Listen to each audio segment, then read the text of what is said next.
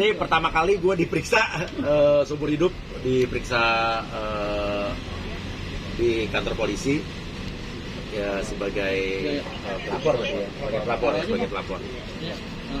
Bagaimana Pak Firly tadi di Berondong berapa pertanyaan sama penyidik sendiri dan perihal apa sih benang merahnya dari pemeriksaan itu sendiri? Pertanyaannya banyak banget, jadi pertanyaan banyak banget.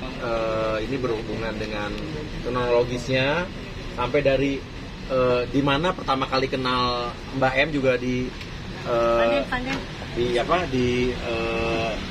ditanyain, terus sampai saya kan kenal Mbak M ini kan baru bulan Maret, sampai saya ingat tanggal berapa ya, berarti pertama kali kan dikenalin sama Denis.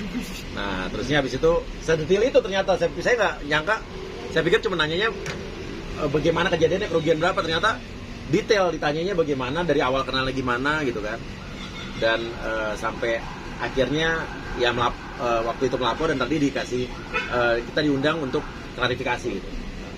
Berapa pertanyaan tadi? Total berapa pertanyaan ya Bang? Banyak banget. Lebih dua. Oh lebih banyak banget, pertanyaannya banyak banget. Ada kerugian, maksudnya kerugiannya? Ya pokoknya sesuai dengan bukti yang udah disampaikan, dia meminta saya untuk mentransfer 100 juta ya. 100 juta ada lagi? Hanya 100 juta? Iya, 100 juta. Terus? Iya, kalau ini adalah ke ranah pidana berarti kan artinya tuntutannya hukuman badan, artinya kerugiannya berarti nantinya udah terima gitu kerugian. Ya, yang ngerti saya. Ya pokoknya saya sih jalani proses gitu. Kalau emang ini dan ini emangnya ada pidana ya, pidana emang ya.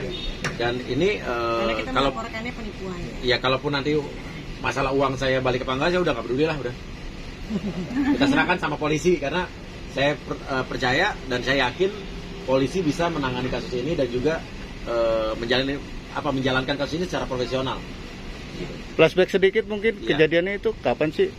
Maksudnya? Kejadiannya itu awalnya awalnya saya dibohongin dan diiming-imingi ya, itu pas Lebaran. Kemarin persis Lebaran. Pas Lebaran. Nah pihak sana kan terutama orang tuanya ya. Iya. Kalau menyatakan kalau yang bersangkutan tuh mengalami ada kelainan. Iya. Gimana menanggapinya Mas Uya? Kalau masuk rumah sakit jiwa. Iya gini, kalau masalah jiwa itu apakah bisa dituntut? Oh saya nggak ngerti kalau masalah orang sakit jiwa atau segala macam bisa dituntut, itu saya nggak ngerti karena saya bukan ahlinya. Karena saya di sini nggak mau berbicara di luar konteks saya sebagai saya nggak ngerti gitu kan. Karena saya nggak mau jadi blunder, jadi bahan tertawan. Kan banyak orang sekarang bukan pada kapasitasnya dia bicara bahwa dia bipolar akut tingkat apa gitu. Akhirnya kan jadi badut kan, jadi ketawaan. Kalau saya nggak mau, saya no comment, saya nggak ngerti. Ya tahu pasti ya pihak polisi yang pasti akan mendalami kasus ini lebih dalam lagi, dan sampai akhir ini saya diundang untuk klarifikasi, berarti kan kasus ini udah jalan Bang ya. Udah dalam proses, udah LP gitu kan.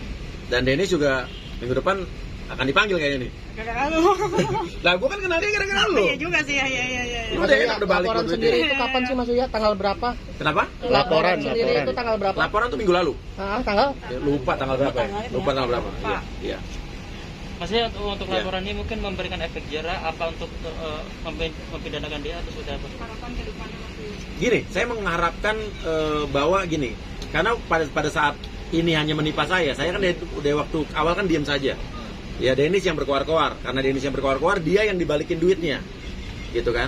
Nah, saya berbicara di sini karena menurut saya mungkin nggak tahu. Awalnya saya terlalu sabar dan diam aja, tapi ya kasihan mulu. Ya gue kasihan mulu sampai gemes gue. Tapi karena saya mulai diancam, digertak, terus ternyata banyak korban-korban lain yang juga ternyata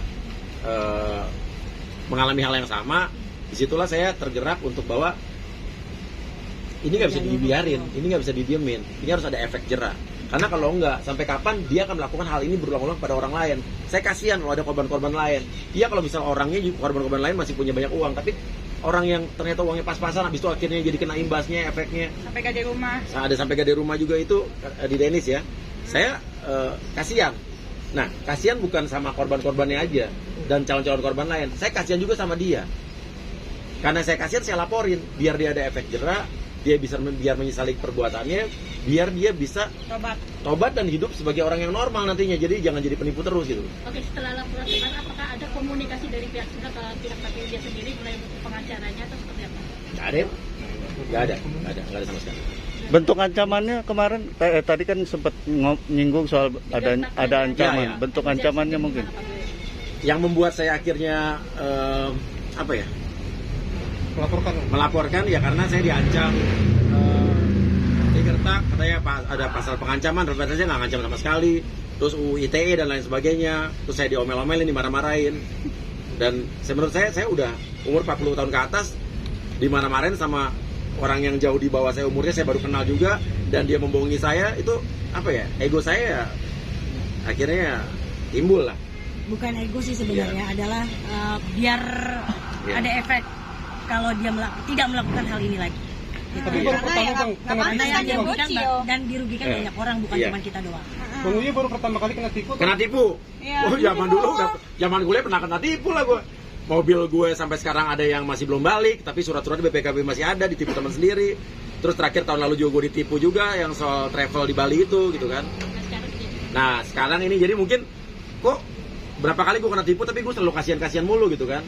Tapi kalau orang-orang yang waktu itu gitu kan, orang-orang yang sebelumnya, mereka tuh menyelesaikannya apa mungkin pendekatannya ke gue juga tidak segarang ini gitu. Gue nggak diancam, nggak digertak, nggak malah dia jadi lebih galakan dia gitu. Jadi ya sekarang ini mungkin beda atau tapi menurut gue sih gini, karena di sini nih udah banyak banget orang yang mengalami hal yang sama kayak gue, dan gue pengen memberikan efek jera aja supaya dia ya mempertanggungjawabkan perbuatannya di mata hukum itu aja. Bentuk ancaman ke Mas Uya apa?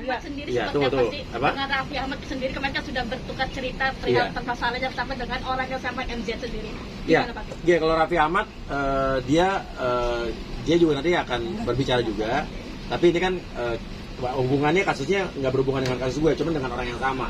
Jadi ya itu Raffi atau pihak Raffi yang akan harus ngasih keterangan sih, walaupun ada beberapa orang yang berhubungan dengan kasus itu kemarin udah sempat datang ke podcast saya. Kayak hari ini saya juga upload yang namanya dipinjam sama Mbak itu untuk kasus Raffi, yang nama buat dipinjam rekeningnya, udah ngasih keterangan di tempat saya gitu. Jadi banyak korban nih, nggak hanya Pak Uya nih. Ya, cuman pada laporan saya ini saya hanya merujuk pada kasus saya pribadi ya gitu. Mas Uya, bentuk ancamannya seperti apa? Udah 35 juta udah dikembaliin sama Mas Uya. Gini, intinya adalah saya tidak pernah meminta untuk uang saya dikembalikan dengan cara dicicil. Dari awal saya selalu bilang bahwa mbaknya yang selalu bilang bahwa setelah tahu ini saya ditipu, dia mengakui juga saya ada rekaman suaranya. Dia sendiri yang bilang bahwa sorry, saya akan refund uangnya, bukan saya yang meminta uang dikembalikan. Dan saya minta kalau emang ada etikat baik, kembalikan uang saya 100 juta utuh, tidak usah dilebihin, tidak usah dikurangin. Dan saya tidak pernah meminta bahwa cicil dong, lo bisa kredit, nggak pernah satu kali pun saya ngomong gitu. Berarti soal 35 juta